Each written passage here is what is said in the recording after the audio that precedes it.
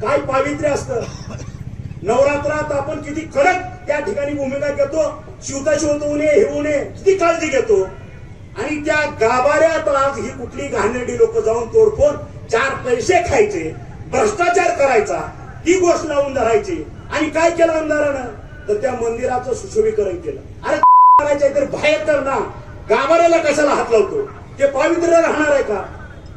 ते जे काही शक्ती आहे ती शक्तीपीठ आहे. त्या शक्तीपीठाचा आदर केला पाहिजे, तो पावित्र्य राखलं पाहिजे. आणि त्याला कुठेतरी ठेच लागलेली आहे. हे सर्वजण एकदा परत आत्मचिंतन करण्याची गरज आहे.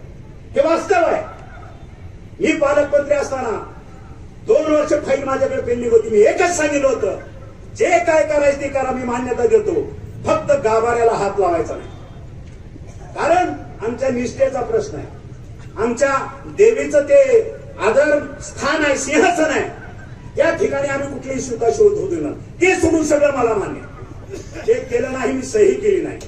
आणि आता ज्यावेळेस 24ला सरकार पुन्हा बदललं, नवीन सरकार आलं, आमचे सीएम साहेब गेले, नवीन सीएम साहेब आले त्यांच्या पक्षाचे. 8 दिवसात फाईल मंजूर करून काय गुलाल उधळायला काय केलं, ते पावित्र्य नष्ट करण्याचं पाप त्या लोकांनी केलेलं आहे.